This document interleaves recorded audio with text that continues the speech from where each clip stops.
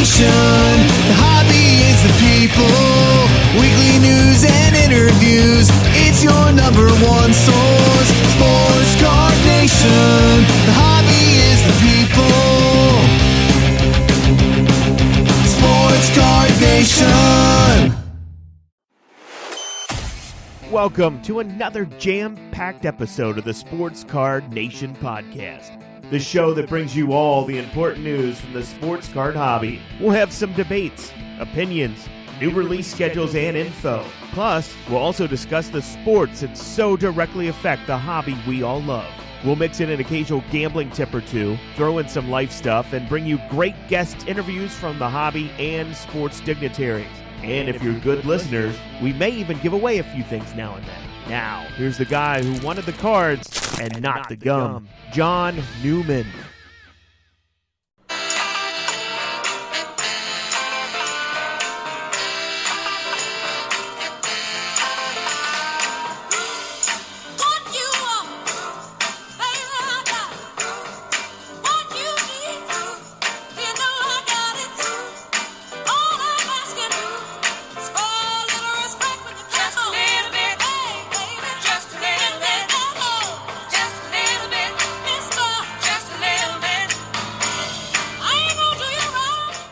Gotta love a little Aretha with the respect. Nice intro lead there, if you will. Welcome back, episode 45 of the Sports Card Nation podcast. Got a nice guest on the show today. His name is Jerry Millburn. He is the proprietor of Commons4Kid's, a great organization that, as their name implies, donates cards to the youth for free. No charge, and it delivers those cards to the youngsters via various avenues, at events, hospitals, different locations, and does a great job with that. Delivers them by the millions, and takes them quite a bit. And, I knew about their organization, but in talking to Jerry, as you'll hear during the interview, he's pretty much almost a one-man band, and I didn't realize how much was involved in what he does. And he just does a great job. He does this out of the kindness of his heart, and he does a great job. I think you'll find it enlightening, too. I had no idea some of the avenues and things that he did and how he gets those cards to the next generation coming up in the hobby. And giving those cards away at absolutely no charge is the best promotion you can do, really, for the hobby. And he does sports, he does Pokemon, wrestling, and really there's not too much he doesn't pass on to the kids. And I think it's great, and I think you'll find them very interesting, and Commons4Kid's. And if you want to help them out, listen to the interview. He'll give you, all the information you need if you want to get involved. So one of the great dilemmas when it comes to podcasting, and this isn't just even relegated to sports cards, but really any podcast, is, how long should a podcast be? And, if you ask 10 different people, you'll probably get 6-7 different answers. My personal opinion is probably an hour and 15 minutes to an hour and a half. It's something I strive for, but, we've been known to go longer than that. I've gotten some feedback that, it's kind of lengthy. I know we've went over 2 hours on this podcast, I believe 3 times out of 44 episodes so far. I think that's a little bit long, but one thing you've heard me say on this show, folks, is that I don't limit the interview guests' time. I don't rush them off. I don't cut them off, so I just let the interview kind of go where it goes and flows where it flows, and when it's over, it's kind of over. It kind of, fizzles itself out, if you will. I don't cut it short or someone's nice enough to give their time to the show and the program and all of you to hear it. I don't rush them off, and I'm not going to change that. That's going to remain the same. It's something I'm very strong about. I think the interview portion of the show is really the meat of the show, if you will, if I can be so bold. That's, when I listen to other pods, if there's an interview guest, that's the main focus that I'm interested in. So I'm never going to really limit an interview guest time. I've had a guest on say, hey, I got to kind of be done at this certain time, and that's their dictation, and that's fine. But I'm never going to rush somebody off or cut them off. And so that's not going to change. So there are going to be a few different things. This intro that you're listening to right now, even though I'm kind of going on about what's going on, I'm probably going to cut that down and to the point. Same thing with the outros. But the other thing I'm going to do when we get to the hobby news segment, what's cracking, I always usually give the release calendar for the week, and we're not going to do that anymore. Not because I don't want to or I don't think it's important. We all care about kind of what's coming out, what we're going to open, what breaks we're going to buy into. But I think most people, myself included, that information's pretty readily available in a lot of places. So let's be real, I don't think you're coming to this podcast or really a lot of other podcasts for the release schedule. It's on a lot of different websites and information, hobby information areas. So we're not gonna do it anymore for time purposes. I will put it on our website every month. I'll list all the releases for the month we're in on our website, which, by the way, we have a new website. Let me give you that URL since we're talking about it right now. It's at Sports Card Nation, all one word, sportscardnation.wordpress.com / So that's sportscardnation.wordpress.com / It's brand new, a few weeks old. It's a lot cleaner, crisper than our old site, which frankly was not tremendous by any stretch of the imagination. So we went a different route, cleaned it up. Another goal with the new website, folks, is we're gonna be more on top of it. The old website, we kind of let it go a little bit, and the weeds grew up in the front yard, and it didn't look very nice. So we're gonna stay on top of this website. We're gonna be more active on it. We're gonna do probably some giveaways just off the website alone once we generate some traffic to it. And I think it's, if I may be so bold, better than our old one. It's really night and day. So if you can, check it out, bookmark it. We appreciate it. Like I said, might be a good idea to bookmark it. It's going to be kind of a main focus of how we're going to give away some free cards and some free prizes and that sort of stuff. So, two more announcements before we wrap up the intro here as well.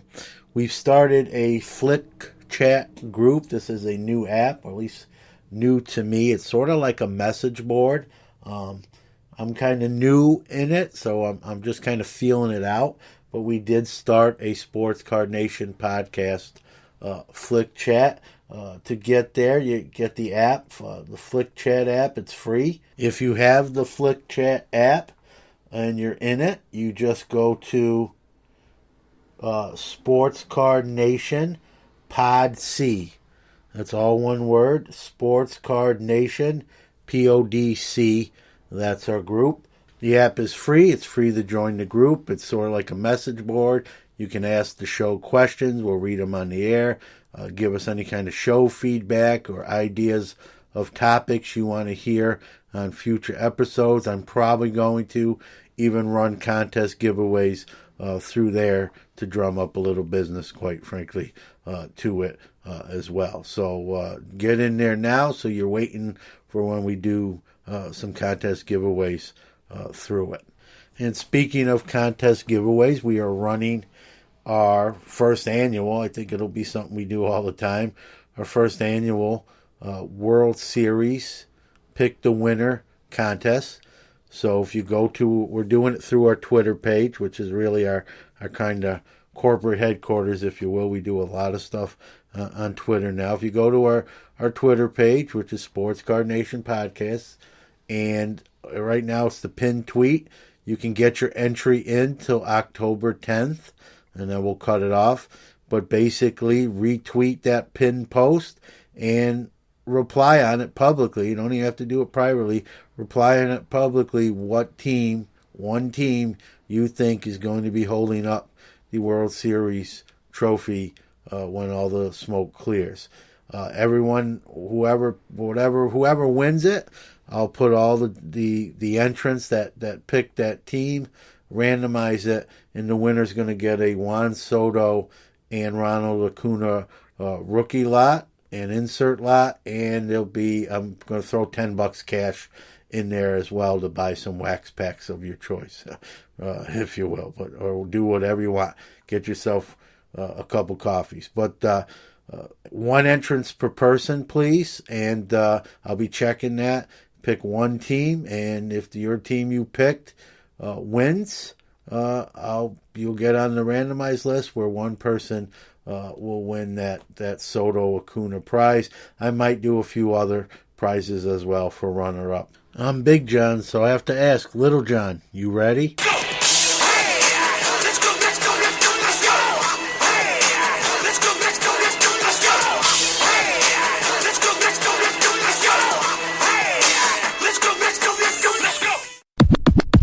All right, it's time for What's Cracking.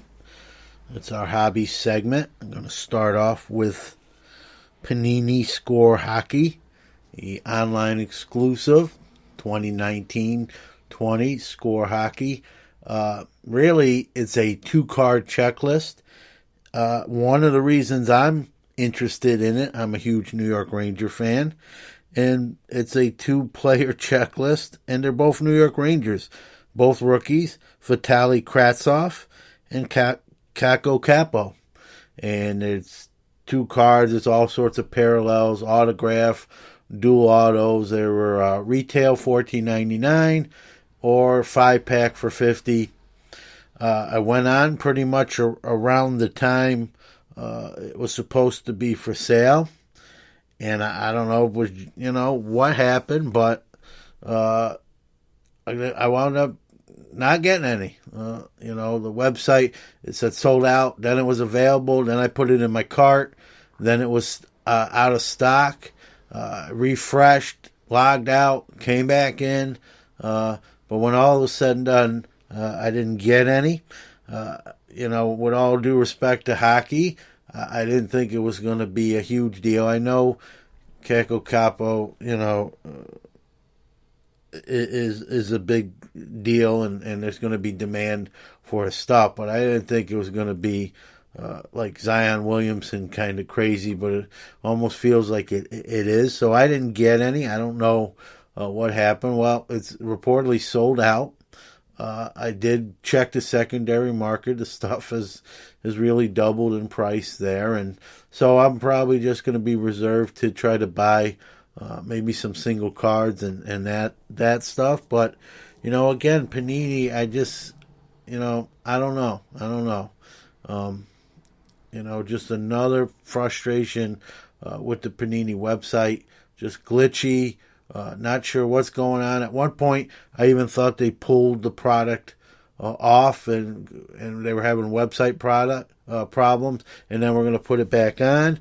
But it never happened. I kind of inquired, and someone else told me that no, it's sold out. So no Score Hockey for this guy, I guess. I'll have to get my capos from the secondary market. But Panini,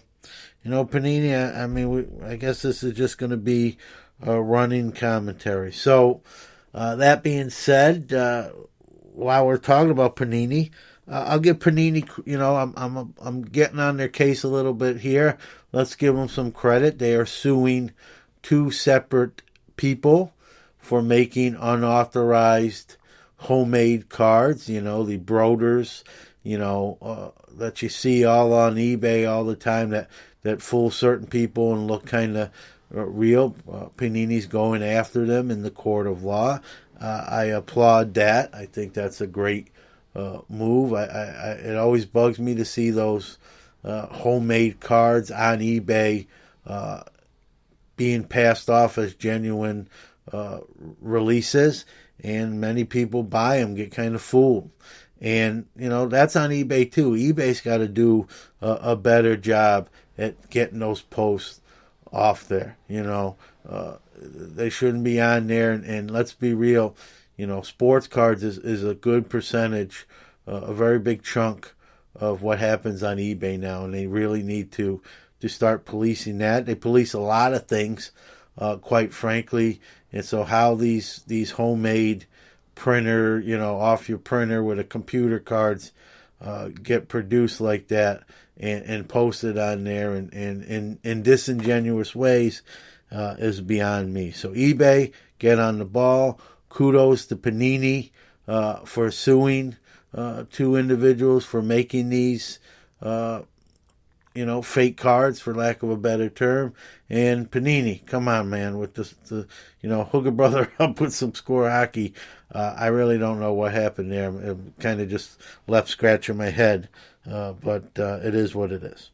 Doug Allen, I don't know if that name rings any bells to anybody, but Doug Allen recently got out of prison. He served 18 months. He was part of the Maestro auctions scandal and served 18 months for mail fraud involved in that Maestro auction scandal. And apparently he liked prison a lot because he's wanting to go back.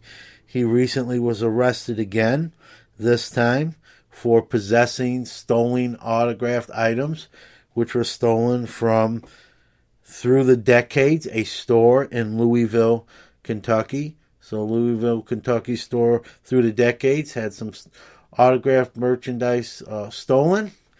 And Doug Allen, formerly of Maestro, recently released from prison in that scandal. Apparently did not learn the error of his ways and likes prison. So looks like he's headed back there. And him and sports cards and sports card memorabilia just don't seem to mix and get along. So maybe this time when he gets out, how long he gets for this indiscretion, maybe Doug step away from the cards, step away from the memorabilia, get a real job, and try to be a normal, outstanding citizen rather than a memorabilia sports card shyster.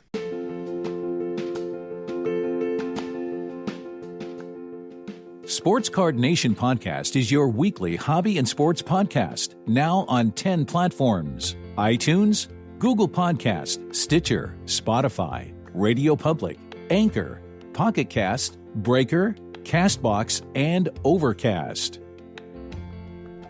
Listened to in over 26 countries globally, Sports Card Nation Podcast is one of the most interactive podcasts around, providing great content, giveaways, and some of the hobby's best interview guests without time constraints. Thousands can't be wrong.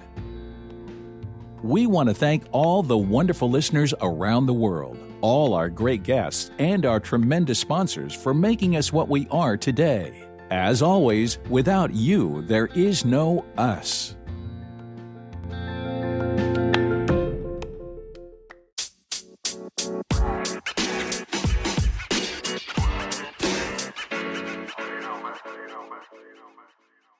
All right, if you've listened to the show even a little bit, you know what I feel about kids in the hobby. It's a big thing with me. I probably sound like a broken record.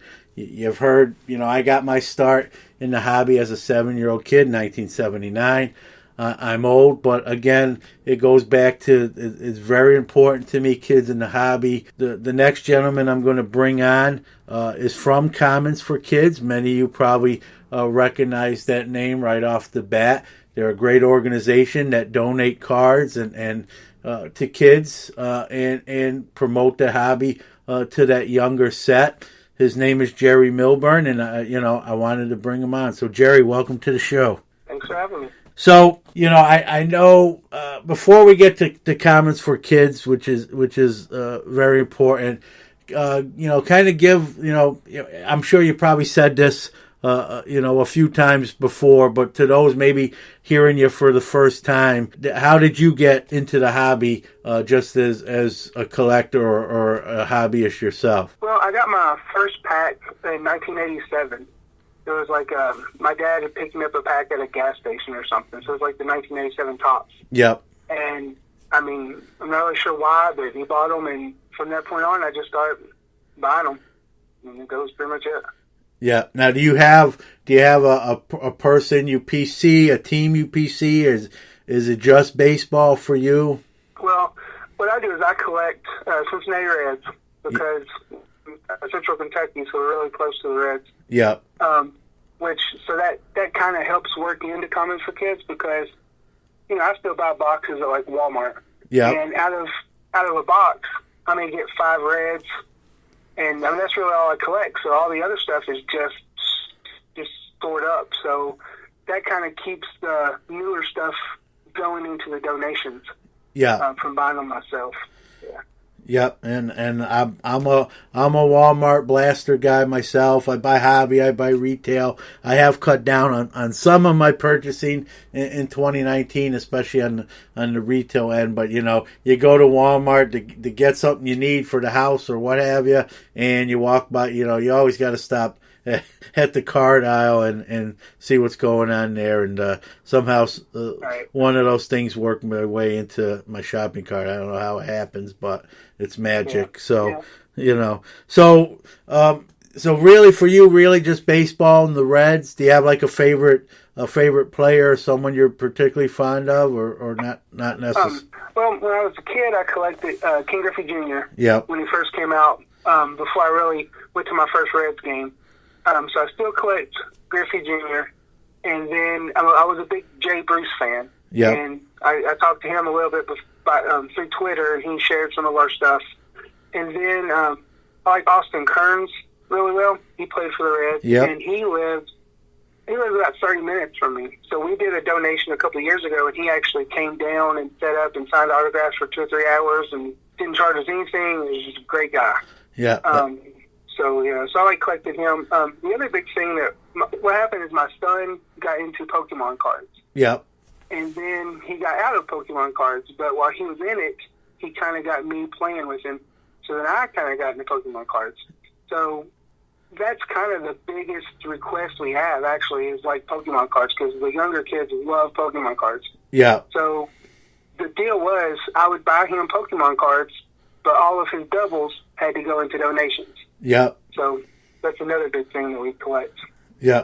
And that's cool. And Jerry, I love those stories, whether it's baseball or Pokemon cards, the father and son bonding over a hobby. And I'll be honest with you, I've had 3 to 4 guests prior to you that are into the sports cards, but they actually, I hate to say it like this, but kind of cut their teeth and got their start by with Pokemon cards first. So it's I use it. Listen, Pokemon cards are sort of like the gateway drug to collecting baseball cards, and that there's nothing wrong with that. It can be.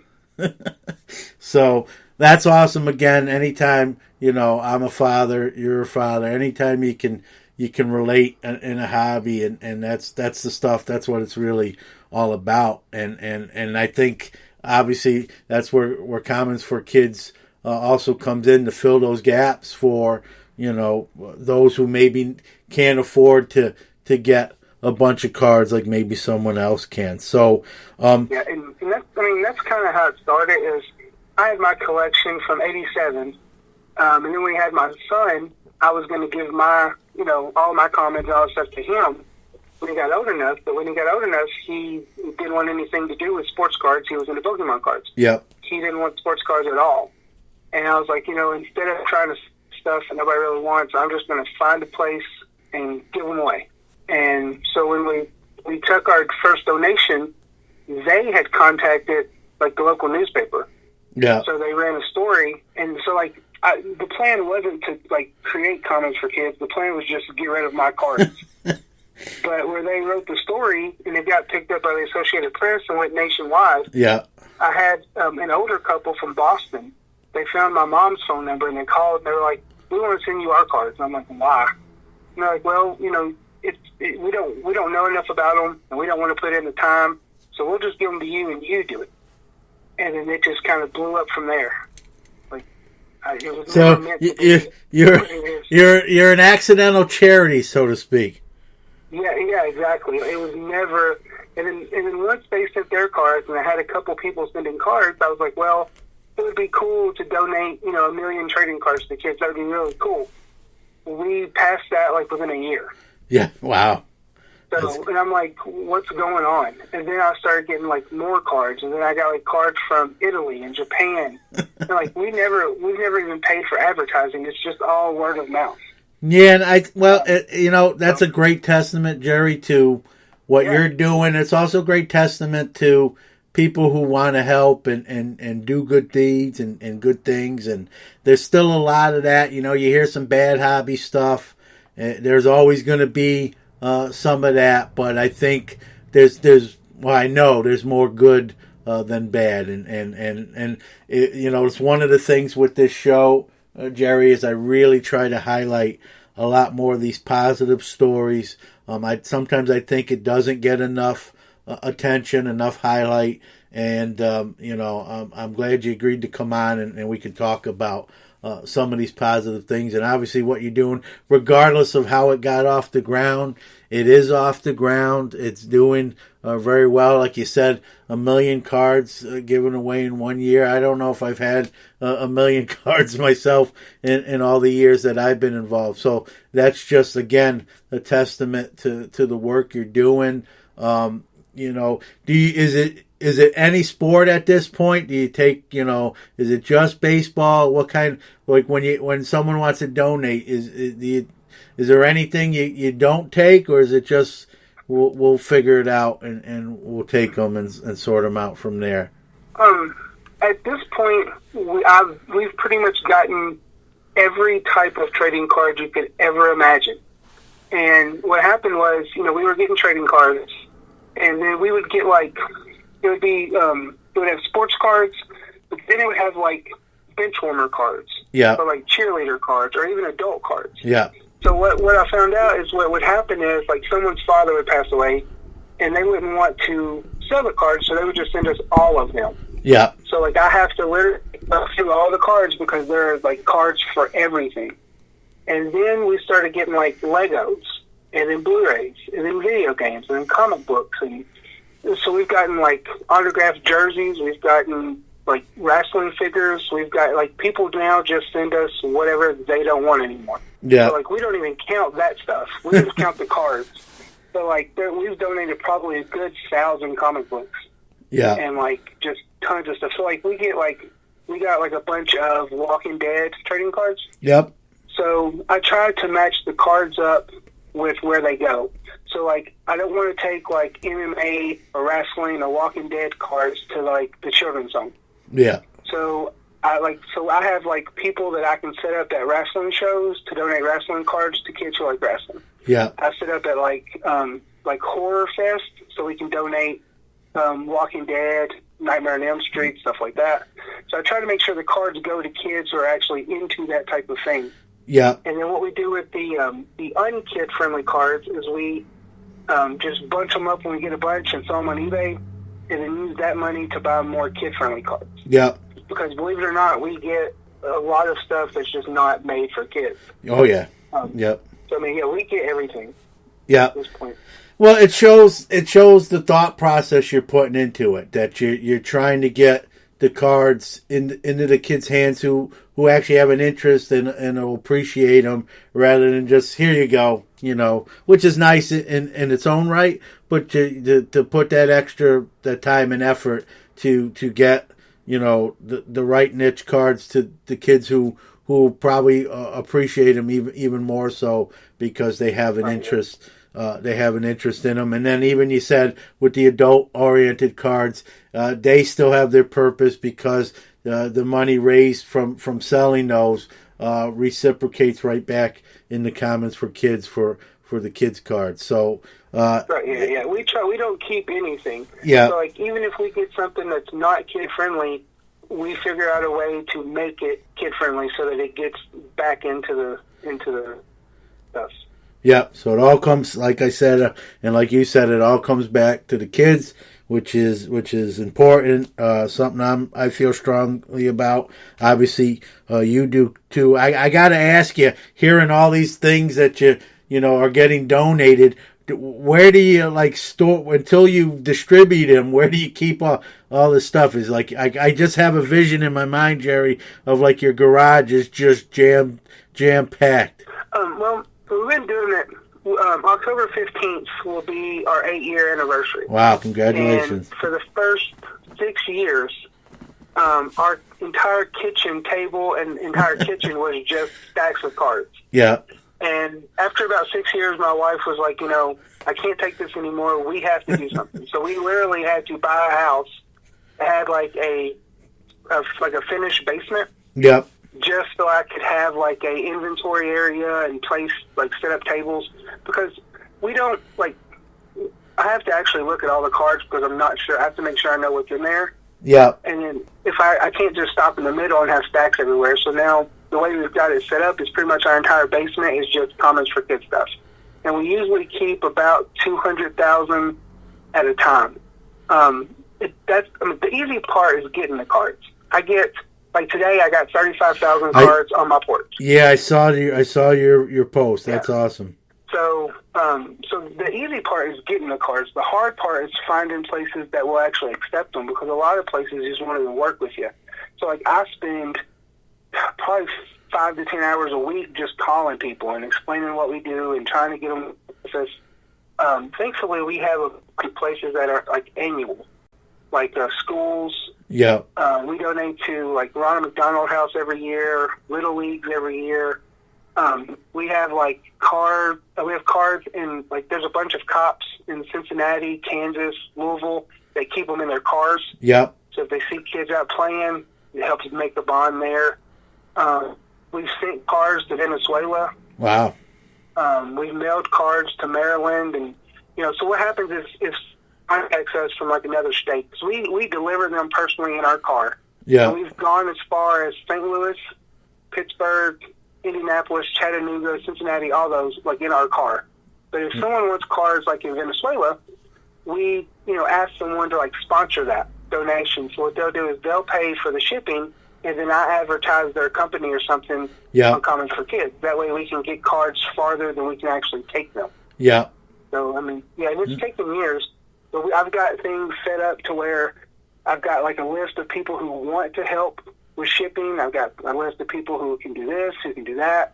So it's kind of working into a nice little plan. Yeah. Well, it sounds like you got stuff streamlined, and obviously you mentioned 8 years now. Congratulations on that. I'm sure as you go along, it's like anything. You figure things out and way to improve on certain things, and you're worldwide. It's not even just the States, like you mentioned, Venezuela and other countries, and the hobby is worldwide, and it sounds like you're doing a great job to represent that and get those cards even overseas, no doubt. Yeah, Yep, go ahead. We've actually gotten cards from all 50 states, including Washington, D.C., and including China, Japan, Italy, United Kingdom, Canada. We've gotten cards from like literally all over. And then so I'm trying to plan it, because what happens is every time, when I was a kid, I wanted the 1989 Upper Deck King Griffey Jr. Star Rookie card. Yeah. And I never pulled one. But so my mom ended up buying me one, and she would take it for good luck, and she dropped it and all kinds of stuff. So I still have the original one, and it's bent, and it's brown, and it's dirty and everything. I still have it actually framed on my wall. Yeah. But every time we hit 1 million, I donate one of those. Yeah. Because it's like that. So I have one coming in, and I'm trying to time it so that on our 8th anniversary, which is October 15th, we'll pass 11 million cards donated. Wow. So that's what I'm trying to make sure it all works out and everything. But every time we hit another million, we donate one of those Griffey Upper Deck cards. Yeah, and it's a great tribute to your mom and to carry on that aspect, right. And I think that's a wonderful thing as well. I got to ask you, it sounds like you do a majority of the heavy lifting yourself. Is this a one-man show? Do you have, are you getting help? Is anyone pitching in, or is this something you really, taking all on yourself? It's pretty much me. My wife, we drive together. What we do is we try to make it like a day trip. Yeah. So if I have a donation to Cincinnati, I'll try to take a whole bunch of cars to Cincinnati, and then we just spend a day up there shopping and stuff. So we kind of do them both at the same time. Yeah. She helps with driving and loading and stuff, but mostly it's just me. Yeah. What we do is we have a thing. I try to make it to where if we find any card that has a book value of $25 or more, yeah, I contact the people who donated it and offer to send it back because I want to make sure I don't want to rip somebody off. I want to make sure you know what you're sending to them. Yeah. Yeah. So if they say, well, it's okay, keep it, that's fine. If they don't, we'll pop it in the mail and send it back to them. Yeah. So I'm more comfortable doing it myself because I kind of know the values. Like my wife wouldn't know how much a card is worth. Yeah. And we tried to set it up. We tried to have different locations. So we had a location in Texas and a location in Maryland. But I didn't have any control over that. And we put on the webpage 100% of what we get goes to kids. Yeah. And that's it. But if I can't control that, then I can't really say that. Yeah. So it's mostly just me. Yeah. And, so the hardest thing that I ever had to donate, we had an autographed Pete Rose jersey come in. Wow. And I'm a huge Reds fan. I'm a huge Pete Rose fan. And I'm it killed me to donate it. I'm like, oh my God. But, that's the way it works. Yeah. Well, you're honest. You're honest, maybe, I don't know. I guess it's easy for me to say. I think with me, I might have just, took money out of my own account and just put it towards the organization and maybe kept a jersey or got a different one or bought more cards. But, again, that just shows, you're honest, down to earth. And like you said, doing everything yourself. That way, if a card mistakenly got into the bunch, and that person wanted it back, you would know, where your wife, just like mine wouldn't, yours wouldn't. And that just shows your attention to detail, how on top of it you are. The whole with the Pete Rose jersey just shows you're a person of your word, and you stand, you put something out there, and you're not just talking the talk, you're walking the talk. And that's sometimes in the hobby. Sometimes it's not always the common trait all the time.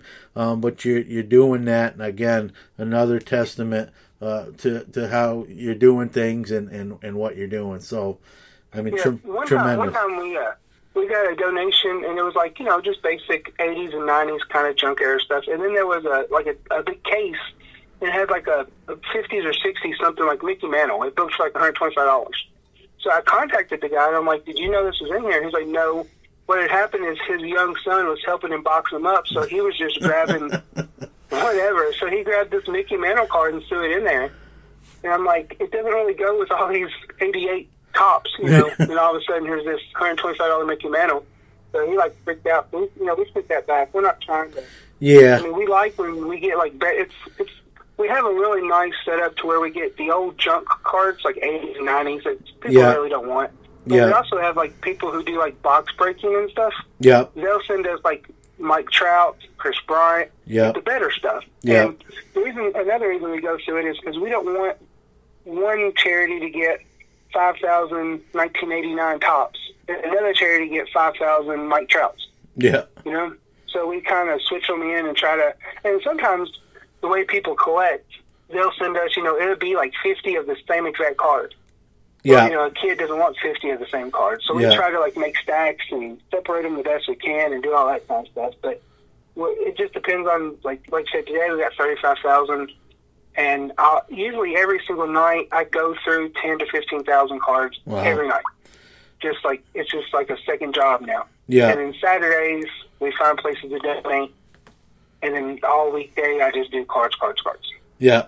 Well, it sounds, Jerry, it sounds, your attention to detail, you're on top of it. You're concerned, enough that you try to, sounds like you try to balance it out. That way someone's not getting all of one thing and someone else isn't. Right, yeah. And again, another testament to Commons4Kids and what you're doing, that you're concerned even to that level. Someone else might say, you know what, they're getting the cards for free. It is what it is. But you go down to that level and are that concerned to make sure that those kids get sort of a balance and no one kind of, I hate to say it like this, gets the short end of the stick. And right, yeah. Again, that's just awesome. And then we have it set up like we don't accept cash donations because I don't want to deal with that. Yeah. So what we do is on our webpage, we have a list of all the charities that we've donated to and a way to contact them. Mm-hmm. So like if somebody says, hey, I really like what you're doing, but I don't know anything about trading cards, I just want to give you money. Yeah. We just tell them, go there, pick a charity, send the money directly to them. I don't have to worry about it. So, we have that set up too. So, if you don't have trading cards, but you want to help support, just send the money directly to one of those charities so that they can deal with it. And that helps out, as much. Yeah. Yeah, that's good. So like you said, so if someone doesn't have cards, you can still be a director to get that organization maybe some financial aid in the least as well too. So you're still kind of directing traffic there, which is very cool as well. What is your average intake per month? Like how many cards a month do you figure Commons4Kids gets? A month? I would putting say you on the spot. I would say on a normal week we get 30 to 40,000. Yeah. Wow. On a normal week. So probably at least. It just depends. Like we have one guy. He lives in, I think it's like Michigan, and he has a house in Florida. Yeah. So twice a year, when he goes down, back and forth, he'll drop us off like 150,000 cards at one time. Wow.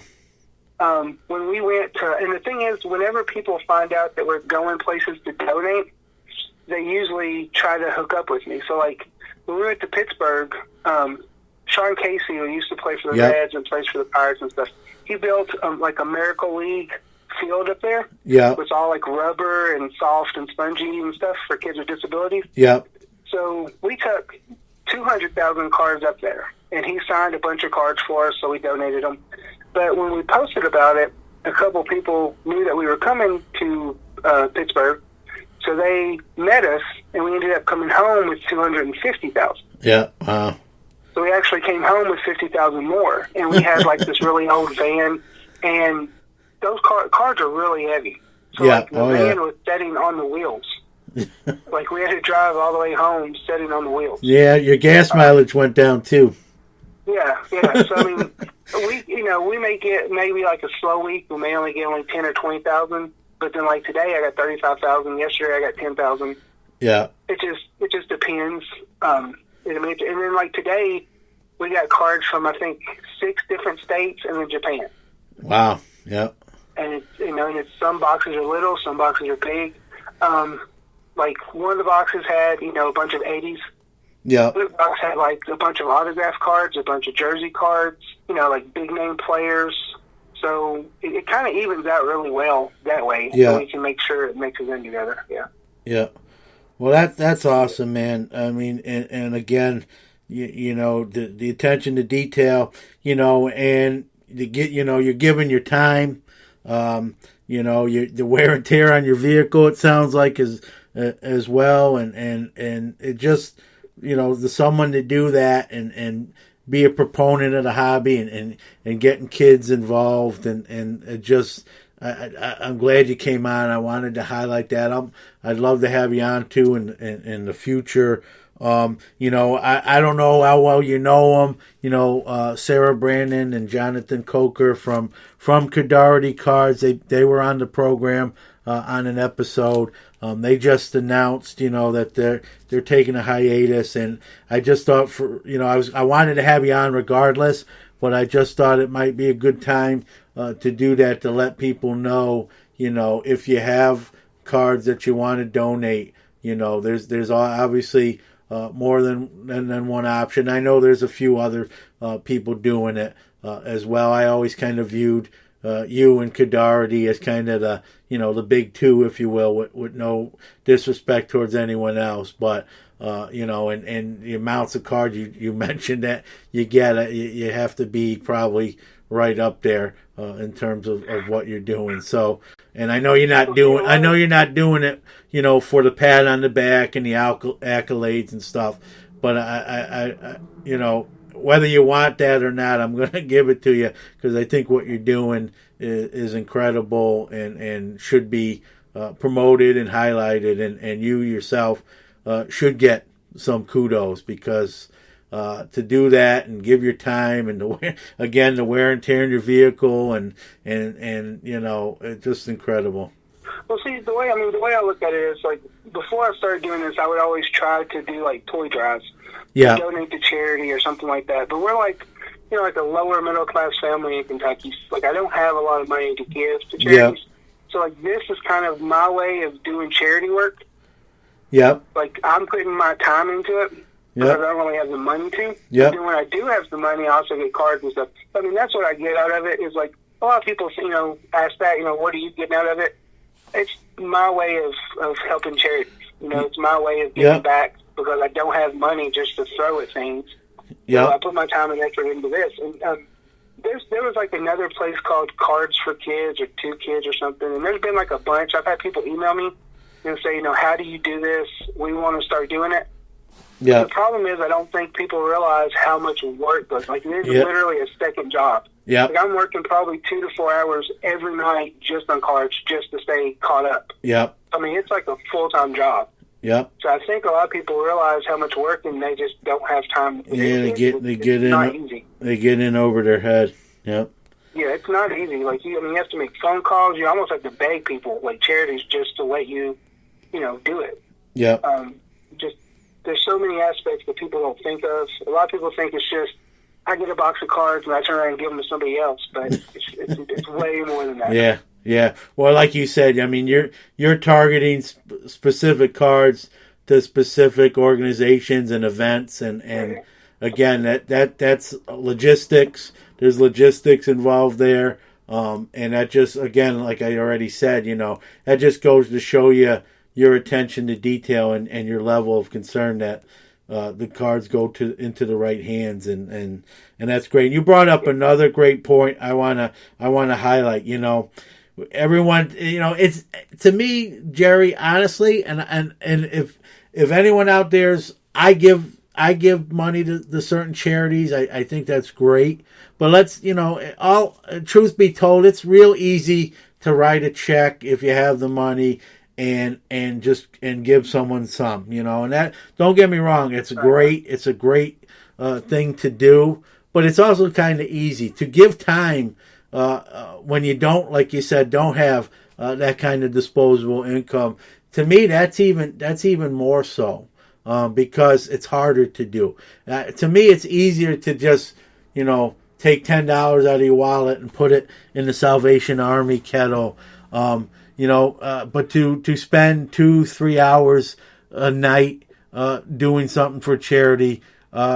That's not as common, and so giving of time is when you compare it to someone on the surface, someone might say, well, money is better, but money is nice. I don't know if money is better. Those who give their time, like your example, I've done it working at different charities and benefits, and even my thing is I'm not a big needles guy, so I'm afraid, like always, to donate blood. So what did I do? I'll work at the blood bank and be there 3-4 hours, and that's my way of helping out. So. Yeah. There's, it's easy. I don't want to say it's easy, but I guess it's simpler kind of to throw money in a kettle or write a check to an organization. And that's great. And the people do that. I do that, continue to do that. But I think when you think about time and putting that time and effort and elbow grease and muscle on a daily basis, every day, 2, 3, 4 hours, on a weekend, even when you're not, here you work all week and maybe you have a weekend off and you're still doing that. To me, that's harder. It's more of a commitment. It's more of dedication. And so I always, you make a great point. If you can't afford to help an organization out, and there's nothing wrong with that, we all have different income levels, then do, give your time, help out, and Yeah. I'm a guy that tries to do both and have done both, and you found something that you have a passion for, and it helps kids out, and it promotes the hobby, and you've given it's quite the commitment, and again, that's why I wanted to have you on, because I know you're not seeking that limelight and whatnot, but regardless, I think that needs to be talked about, and you may not want to pat yourself on the back, but I have no problem doing that for you. So Thanks. yep. So again, Jerry, thanks for coming on, man. Thanks for what you're doing. I think it's incredible and important. I want to give you here the final say here to give out any of your website, your social media handles, anything you want to tell those listening out there if they want to donate or help, and how they can get a hold of you and find Commons for Kids. Well, the webpage is Commons4Kids.org. We're also on Facebook, we're on Twitter, we're on Instagram, all Commons4Kids. My email is jerry@Commons4Kids.org, and the address and all that stuff is on our webpage. A lot of times people, they'll just send me a message and say, hey, can you send me the email, mailing address? I'll do that. Mm-hmm. The best way to contact me is through Facebook. Yeah. Because we get so much spam email and stuff like that. Sometimes I'll miss an email, but the best way is Facebook. Just send me a message if you have questions. Another thing that we do is that, if you can't afford to mail your cards to us, I totally understand that. So what I'll do is I will Google the places in your area and then call them on behalf of Commons for Kids, because sometimes charities won't just accept something from a person. Yeah. But if I call and say, hey, we're Commons for Kids, then they'll accept it. And that way you can just donate to your local kids and don't have to spend money to pay, to send to us and stuff like that. Send me a message. I'll try to help you do that. Or, with ideas or whatever. So you don't have to send your cards to me. You can do this in your area. Yeah. Yeah. So I'm happy to do that as well. Give me a message. Yeah, that's, again, there's another scenario too, Jerry, where, you're even directing traffic, and it just shows, your level of commitment to getting that accomplished and done, man. That's just something else. Kudos.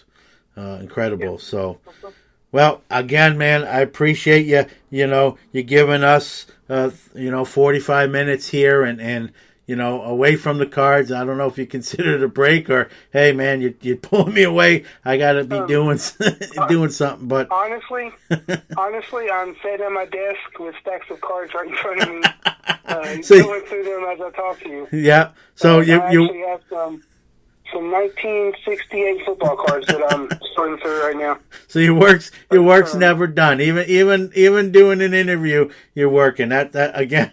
Yeah, we whenever we're watching TV or upstairs, I'll take cards upstairs and do them all over the table and then take them back downstairs. I don't like wasting time, so if I'm watching TV, I'm doing cards. If I'm sitting here talking to you, I'm doing cards. So you're a multitasker. Yeah, it's constant. It never stops. Yeah, well, that's a good trait to have. There's the opposite of that, and that's not so good. So again, kudos to you. Kudos to Commons for Kids and folks out there listening. You got all those cards. Maybe it's taking up space on a shelf or a rack or a table.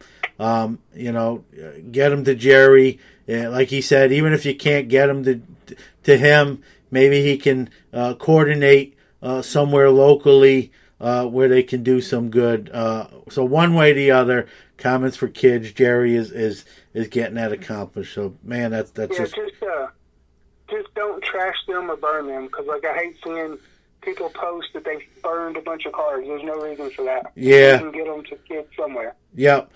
And I was at the National this year in Chicago, and I did a show about that, Jerry. And one of my pet peeves walking around that show is, I know this will bother you. It bothered me. Every garbage can in that convention center had sports cards thrown away in it, and I just thought, man, leave them on a table here. Somebody will take them. Yep. Why just throw them out? Yep. So it drives me insane. Yeah, well, you wouldn't have liked to see that, and it was literally every trash receptacle. It was crazy. So I've been to card shows where they would open up a box and keep like 4 cards and just trash the rest. And I'm like, I gotta be honest. I do shows. I've been to a lot of shows. That was the first time, literally, like in the trash, did I see the actual cards. You know what I mean? I've seen people kind of, like you said, they'll pull the cards out and the rest of the cards will kind of sit in the box and whatnot, and who knows where they wind up eventually, but I've never seen the actual be in the garbage like that. So I kind of cringed every time I saw it, Yep, that's what I do. Yep. Well, Jerry, keep on keeping on, man. What you're doing is amazing. It needs to be, I know you don't do it for recognition, but I wanted to give you some, and I wanted to say thank you. I'm going to get you some stuff here hopefully soon towards the cause, and just keep on doing what you're doing, and everyone out there, if you got stuff and you can help out, that's what it's about. Right. Yeah, thanks. That means a lot. You're welcome.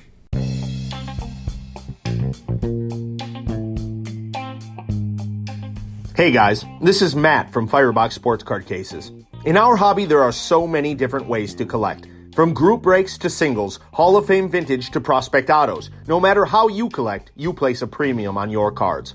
With our durable aluminum frames, precision cut foam inserts, locking closures, and detachable shoulder straps, Firebox will be the only case worthy of your collection. Firebox offers 3 unique cases so you can choose the option that best fits your collecting style. Whether you want the most graded capacity, the versatility to seamlessly switch between raw and graded cards, or hands-free buying, selling, and trading with our first-of-its-kind collector's hardshell backpack, Firebox has a solution for you. There is plenty of fire to pull in today's hobby, but the hobby isn't in the junk era anymore. So why are you still storing your collection in boxes made of junk? Go to fireboxcases.com today and use promo code SCNPOD to get 10% off your order of a premium case to reflect your premium cards. That's fireboxcases.com, promo code SCNPOD to start bringing the heat with you wherever you go.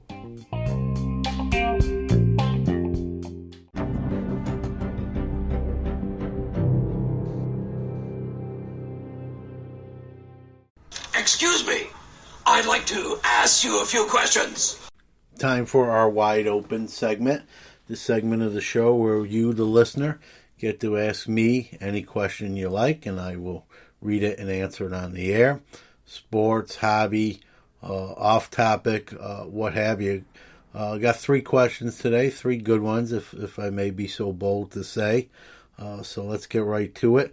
The first question comes from our Flick Chat forum.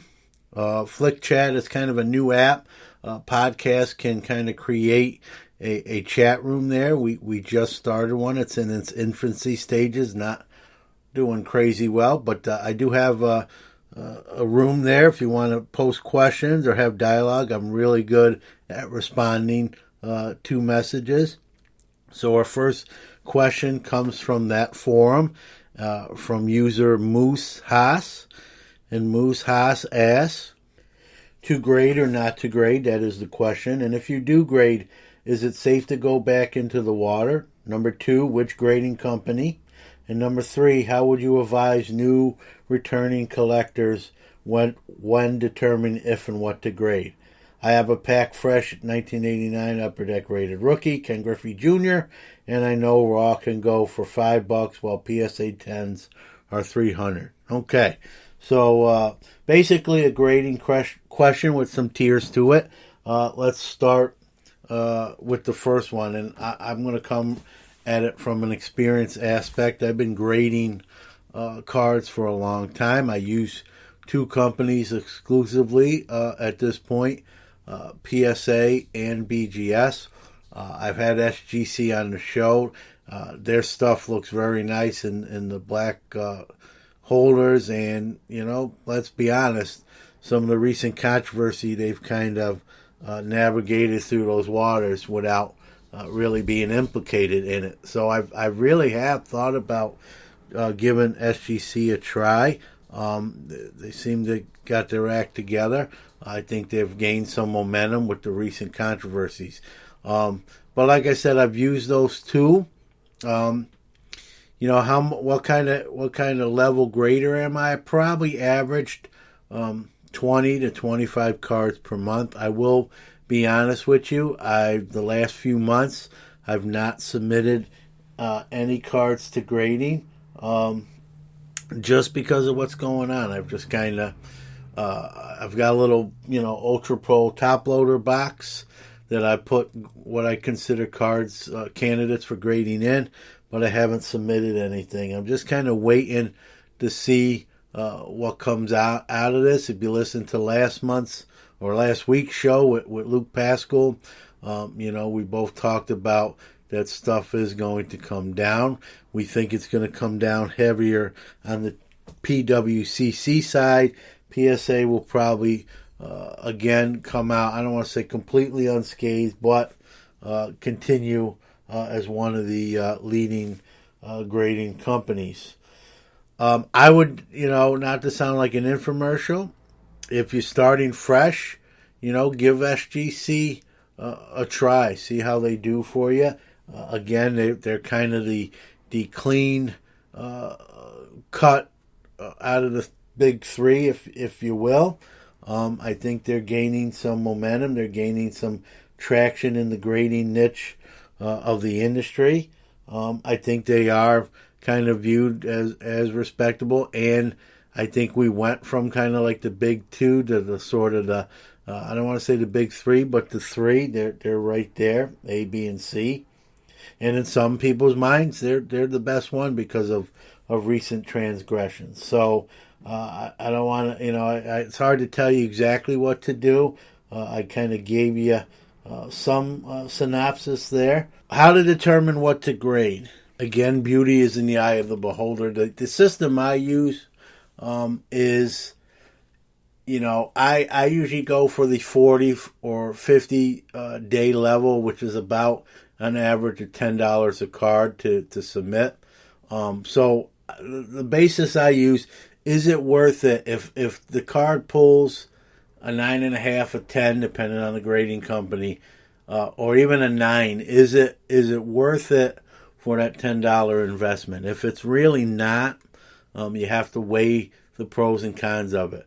I've graded some cards, to be honest with you, knowing it wasn't going to maybe enhance the value tremendously, but I did want that card encapsulated with the chance at a 10 as well. So it's really personal choice.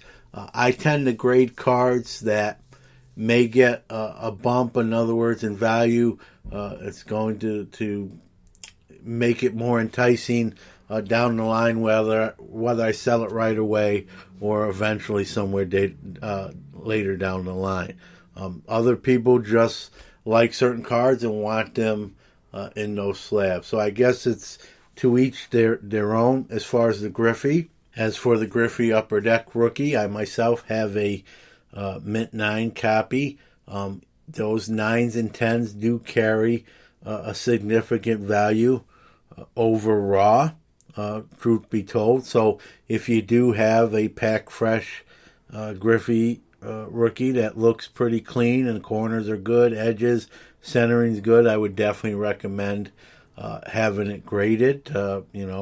by one of those three companies. And again, I think SGC has really made some traction in the hobby, and so it's definitely someone to consider and look at this current time.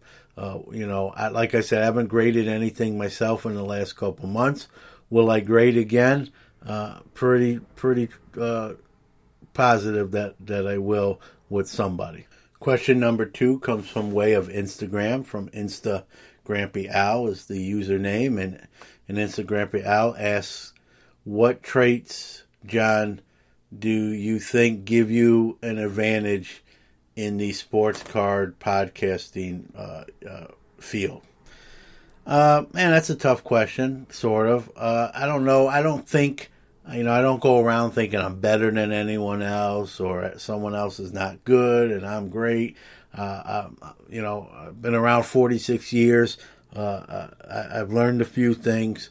I guess I've always my grandfather told me this saying when I was very young, and it's always kind of stuck with me. And he said, never believe you're any better than anyone else, but always believe you're just as good. So I really try to imply that in my life. Basically, what he was saying is, never feel inferior to anyone and never be cocky where you think you're above anybody. So always believe you're just as good, but not better. And I try to be like that. Definitely always room for improvement. I think you can't get complacent. So you asked me what trait gives me, or my strongest point, I guess is where I'll go with it. I'm going to say I'm ultra competitive. I played sports, baseball and football pretty much from a young age. From 5 years old, I started in baseball anyways. I still play men's competitive softball, even at age 46. And I played high school football, high school baseball. I coached varsity high school football and baseball. I'm sort of a very competitive person. Even if I'm competing against my own son, I don't want him to win. I want to beat him. So I guess I bring a little bit of that to the table. I'm not, vicious about it. I'm not nasty about it. I'm not underhanded about it. But yeah, I definitely, I feel like I'm competing. I love all the other guys, and they've been, for the most part, pretty fair and very friendly with me and helpful. Many of them, as you know, have been on the show, and that's a good thing. And I'm just competitive. It's not so much me competing against another show, against another podcaster. It's more me kind of competing against myself. Let's do a better show than the last one. Or I didn't think that one was great. We got to do better. So it's more of an inner drive to put out the best product, I can. And that's, that is even with my real job as well. So it's not really just pertaining to the podcast, but just across the board. I've been a very competitive person from a very young age, and play by the rules. I'm not underhanded, but yeah, I do. I do care how we're doing and that sort of thing, and that's actually a good trait to have some pride in what you're doing. Third question comes from Twitter at McCarty1123. He asks, you're doing your World Series giveaway contest. What's your pick? All right, well, I guess I can't win the prize, but I will tell you most of the entries and response has been really, really good, and we're only on day 2 as of this recording, but heavy picks for the Astros. A lot of people picking the Astros. I got to be honest, I'll probably, gun to head up, I would pick the Astros as well. That pitching staff is just loaded.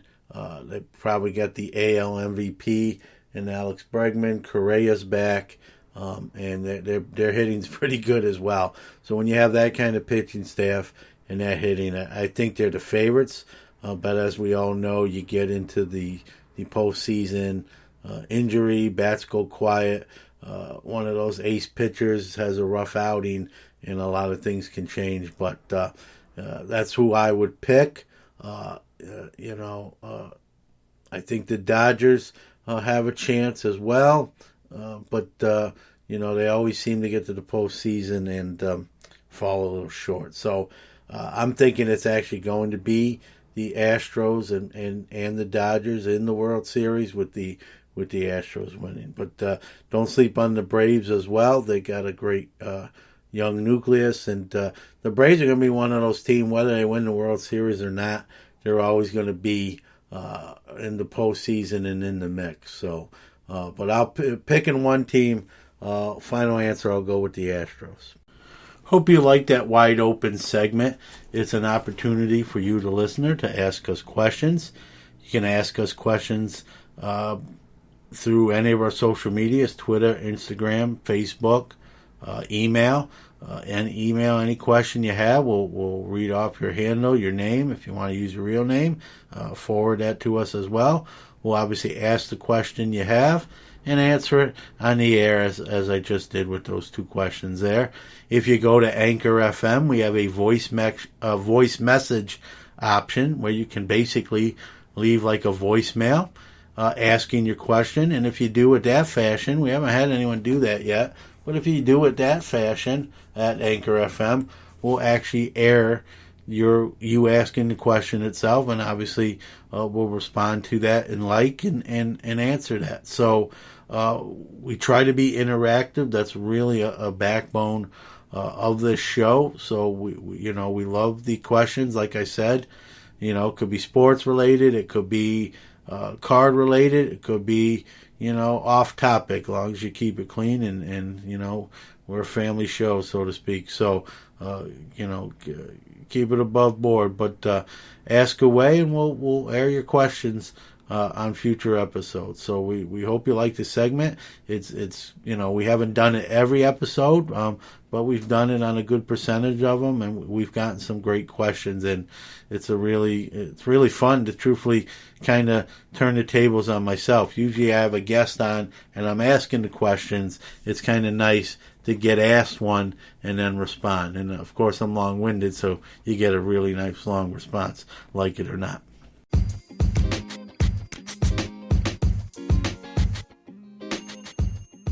We love our listeners. Without you, there is no us. We care about your opinions and feedback and invite you to reach out to us on any of our social media accounts. On Instagram at Sports Card Nation Podcast, Twitter at SportsCardNati1, or email the show at sportscardnationpc@gmail.com. We don't ask for much, but if you really like the show, give us a shout out. Tell your friends or give us a follow on our social medias. If you enjoy the show, please give us a positive review on iTunes or any of the platforms you are listening on. Thank you.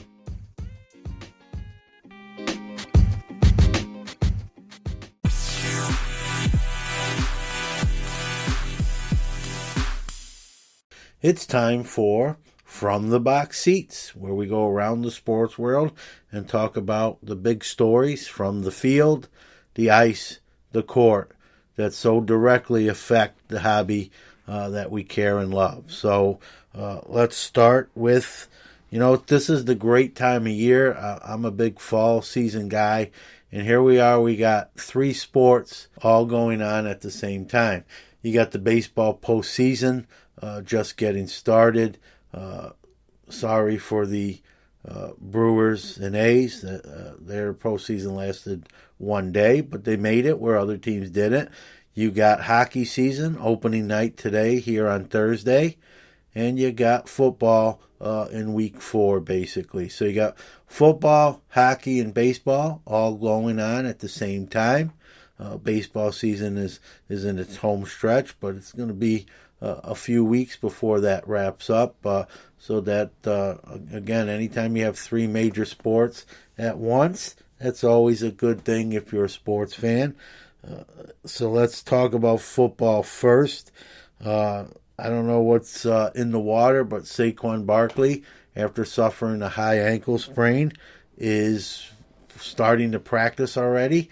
I'm pumped. He's on my big money fantasy team, and when he went down with that high ankle sprain, my heart was in my throat. I really do need him. He's obviously the centerpiece of that team. The sooner he gets back, the better off I am, and so good to see him making a fast recovery. One of my favorite non-Steeler players, probably my favorite non-Steeler player. So amazing speedy recovery on his part. Hopefully there are no setbacks for him. Sam Darnold is dealing with mono. Says he's actually about ready to play, but he also doesn't want to die, is his quote. So he's going to listen to the doctors, and until they tell him he's safe to go on that field and play, he's not going to return just yet. Talk about guys not playing but being healthy, not due to injury. You got Stephon Diggs in Minnesota, who missed a practice or two. Reportedly, he's not very happy and upset. Not liking his quarterback, Kirk Cousins. Adam Thielen called out Kirk Cousins there, so there's some problems there. And we'll see how that plays out. Rumors are Stephon Diggs would like to be traded, although he says he didn't say that. But this, a lot of this too stems from, I think, the whole Antonio Brown charade really set a precedent, opened the door that some of these guys now think they can kind of play their way out of a city, or not play their way, I should say, out of a city by sitting out, being disgruntled. Jalen Ramsey comes to mind in Jacksonville. Now Stephon Diggs.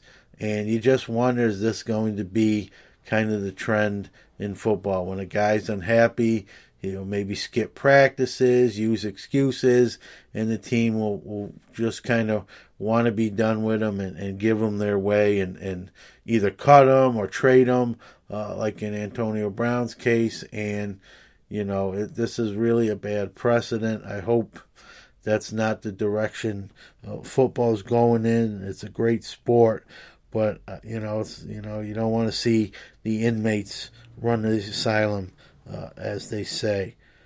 So hockey season has started, as I mentioned, and I'm a huge Ranger fan, and it's going to be, Capo Caco season, and we're going to see how he fares, but it's also another big rookie year, Jack Hughes in New Jersey. So like I've said on previous shows, I'm going to get more back into hockey. Some of that is due to the Rangers having that number 2 pick and taking Capo with it.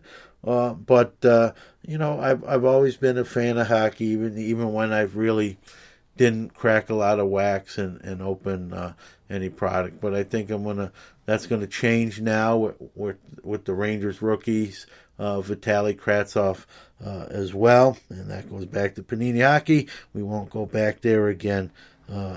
But baseball playoffs have started. Again, the A's and Milwaukee stay was short-lived. They lost in their one-game wild card playoff, so Tampa Bay and Washington move on. I'll shameless plug, if you haven't gotten our World Series giveaway to win some Ronald Acuna and Juan Soto's, head to our Twitter page. We have a pinned tweet. Get in on that World Series giveaway. All you have to do is pick your team. As you heard in the Wide Open segment, I made my pick on the air. I think it's the Astros year again, with the Dodgers being the NL representative. So I got it Dodgers versus Astros, with the Astros winning. But you never know. We have a lot of people picking the Braves. We got a lot of people picking Twins and Yankees. And so you get to this time of year, an injury, pitching staff just gets red hot, lights out, and anything can happen. And again, baseball postseason, hockey playoffs are huge. Obviously, the Super Bowl is the Super Bowl. But a lot of people forget that one of the most exciting postseasons is the baseball postseason, where you get those game sevens, or obviously in the wild card games where it's do or die, go home. And unfortunately, for the A's in Milwaukee, they came up on the short end of that stick. Well, what's more exciting than a win or go home type of game? And that's what the baseball postseason is going to be. Yankees and Twins, the two leading home run teams, are battling. So who knows how many home runs might get that hit in that series. If you're a pitcher in that series, you're probably trembling in your cleats. But the baseball postseason is exciting. My Mets will be one of 7 teams at the moment. That number might get higher, but right now they're one of 7 teams that will be looking for a new skipper. They let Mickey Callaway go. I'm not going to lie. I support that. I don't think he was the right guy for the job. I know he won 2 more games than he lost, but some of his on-field and decision-making was definitely questionable. There were reports that Brodie Van Wagenen was actually making a lot of the moves from his living room, which, if true, is insane.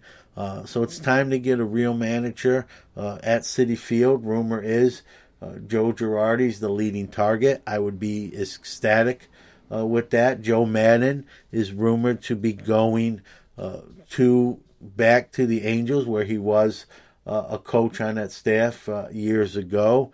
And there's some other positions in Kansas City, San Diego, and some other towns. There may be another firing or 2 as well. So there's some managerial positions opening.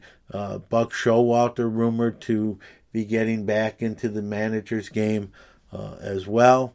And so we'll see how this plays out. I'm hoping my Mets get Joe Girardi, and the Wilpons pay up and get out the checkbook more than they usually maybe do, and get a real manager who knows the city, who knows the game, who I think would be a huge difference maker in running that staff and making that lineup card out. And speaking of my Mets, definitely have to plug the following event. Sharp and sure. High fly ball into center field. This one is back at the wall. It is gone. A new rookie single-season home run king as Pete Alonso moves past Aaron Judge and stands alone with 53 home runs in his rookie season.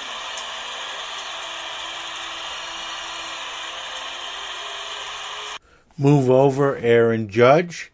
Pete Alonso is the new all-time rookie home runs in a season record holder with 53. Aaron Judge at 52. So the title stays in New York. It just moved to Queens, where it will be held by Pete Alonso. So congrats to Pete. A great year.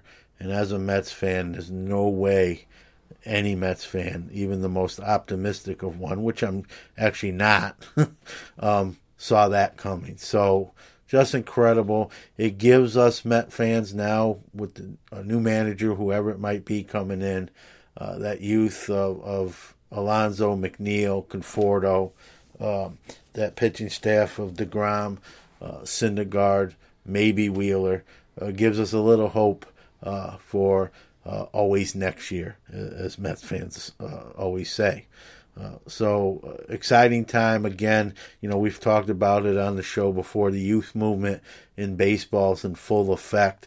With your Acunas and Ron Sotos and Vlad Guerrero Jr.'s, Alonso, Fernando Tatis Jr.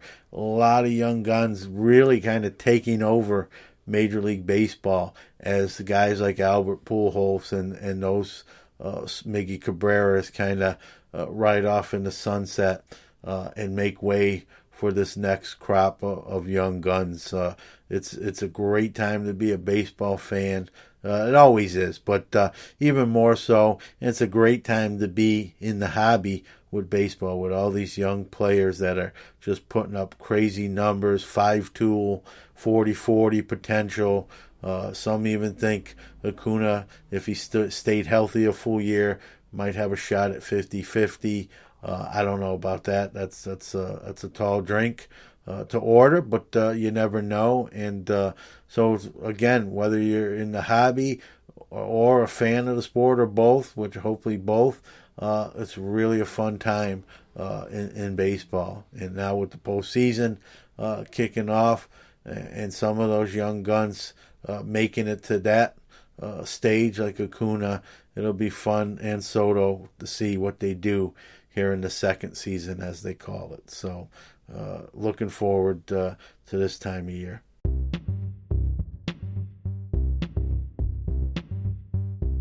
One of One Card Shop offers a tremendous breaking experience, great customer service, and they're constantly pulling fire. Steve and his family take care of you like one of their own and treat you right. Anyone can break, but no one treats you like One of One. Come check them out on Instagram at one_of_one_card_shop. For all the hot breaks, get a gold mailer headed your way.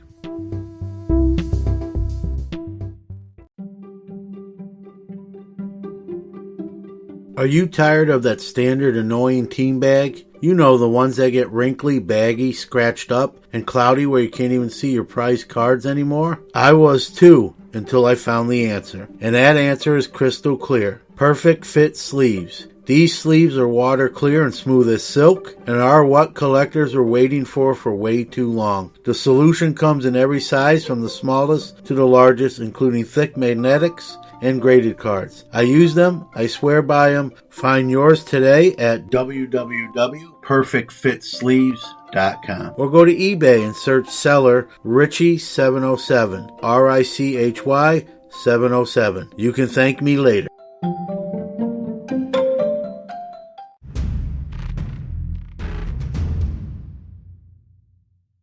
Well, that does it for another episode of the Sports Card Nation. Put it in the box! Out and lock the door. I want to thank today's guest, Jerry Millburn, Commons4Kids. What he's doing is incredible. If you heard the interview, you know exactly what I mean. To anyone listening out there, if you can help them out, send them some cards. They'll get them into the kids' hands.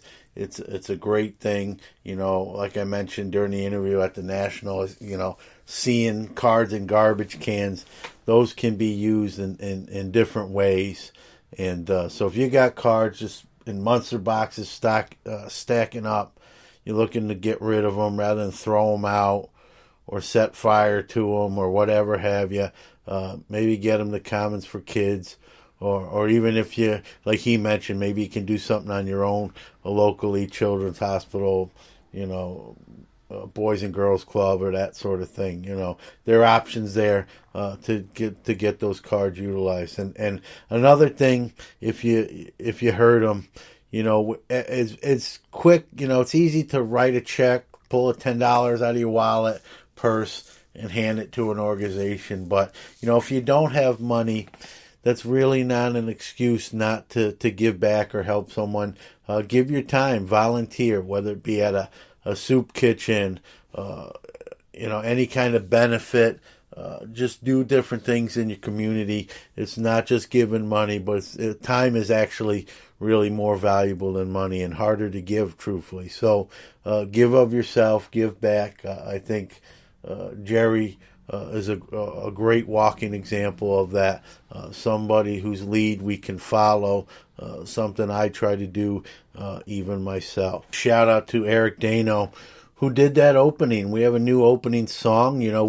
We've had 4 or 5 different opening songs on this show. Haven't really settled on one in particular, and I think we found one thanks to Eric and his musical talents. He did the opening song, which will be our theme song from here going forward.